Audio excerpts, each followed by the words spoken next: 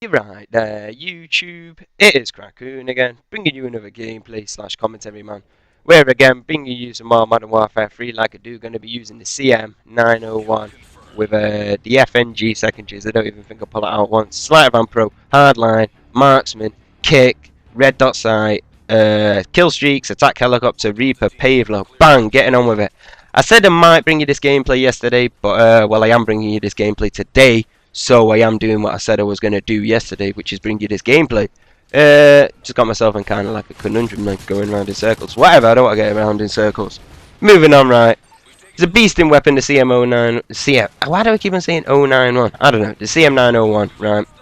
I don't know, it's interesting really. It's a very good gun. I've kind of talked about it a little bit before, but it's all about working your itchy trigger finger on it, and then also on top of that, working out whether or not you want to go automatic to mid to close range, whether or not the enemy sees you and everything like that. But long distances, I really do find this to be a very, very high tier weapon in the whole kind of assault rifle category and everything like that. But moving on with that anyway, man. It's a beasting gun, y'all know how it is. But I don't know, man.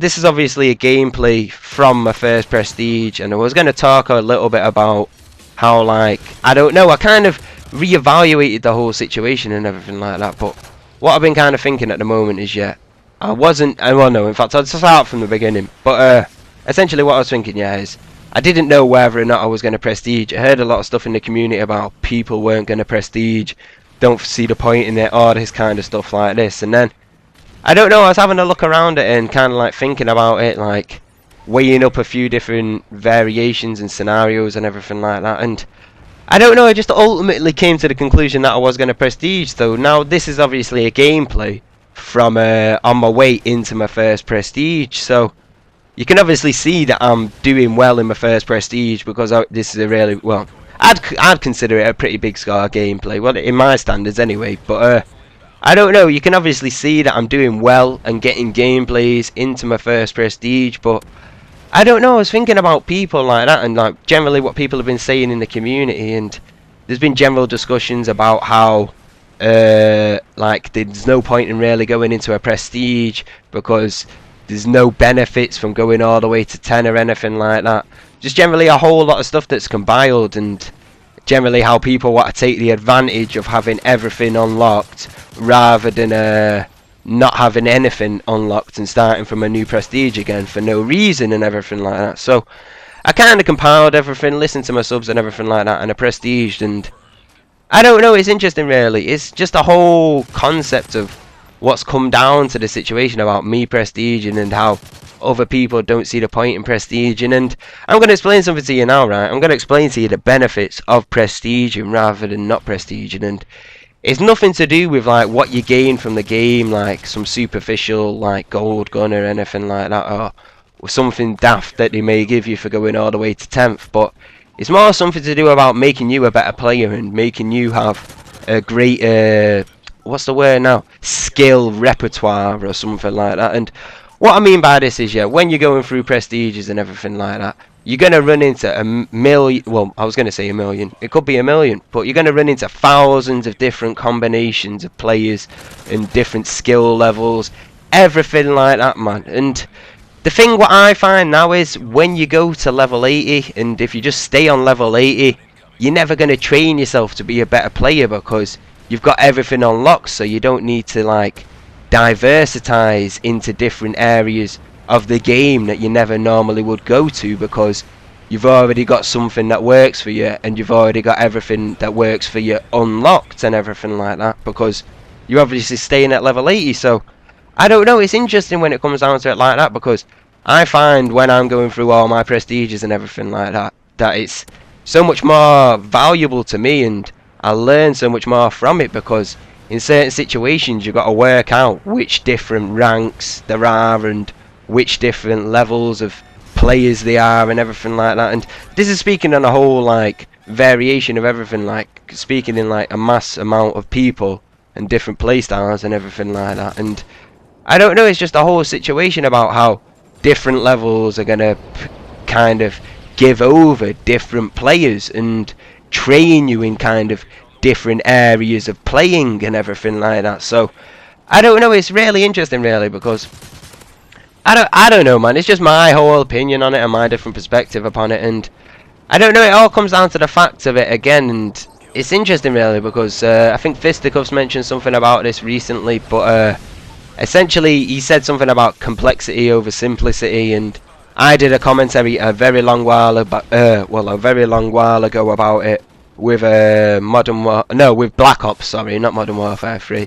I did it with Black Ops, and essentially I talked about the whole scenario about how people in the community, whether or not they prefer simplicity or complexity, and how simplicity started the whole COD franchise and what it is today, and how like now developers are trying to build upon a simple idea, but with that being said, it's becoming a whole lot more complex, and it's getting a whole new variation of people involved in the game, and it's all the marketing scheme and everything like that. But I don't know, it's interesting, really, because it all comes down to the scenario again, and because the game is so complex and the way it is at the moment, and the way the game's heading, with it even becoming more complex, and I don't even want to talk about where Call of Duty could go if it goes into fucking space age and shit like that, because then that would just become, I mean, it's complex enough as it is with modern weapons and like World War II, like pre-era weapons and everything like that.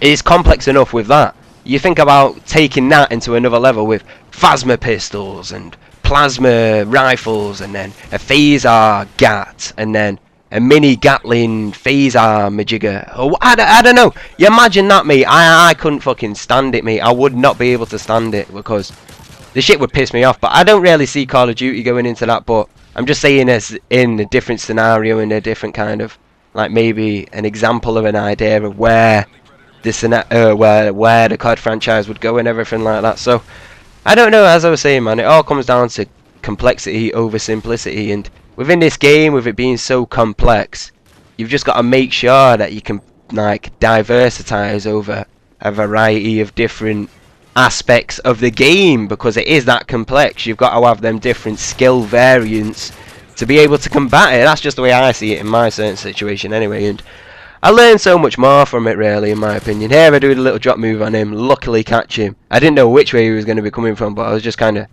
very, very fortunate, really, if I'm going to be honest, because it's a pretty stupid move, and you're going to see me, I hold down this corner a lot of the time, yeah, but there's an interesting point about this corner, and it's a pivot of the map, you could say, like that. It's essentially the same scenario as in, if you think about Berlin Wall, and how in Berlin Wall, you had the main open building, which was kind of like the more campier one. No. You had the main building. You had two main buildings overlooking B. You had one that was kind of open with the like the stairwell on the side, and then you had the opposite one, which also had a stairwell, but had like a CD shop or a record shop underneath it, and the other one just kind of had like a machinery, or I don't know, it was like a key maker or something like that. Just they had like weird kind of shops like that, and essentially, if you think about it in this scenario, but you level the whole playing field out, essentially I'm just maintaining around the area of which I don't know, either side of it. You know, you can pick a side, whatever you want, but I'm essentially just holding down a large portion of the map. Essentially, it was a half of the map, really, because the other half is unproportioned, really, if you ask me, in my opinion. One side's really open on this side of the map, and the opposite side's all kind of closed off with broken down cars and pillars, all that kind of stuff. But anyway, that was the end of gameplay / commentary. I went 58-2. That's all I've got to say for now, and peace!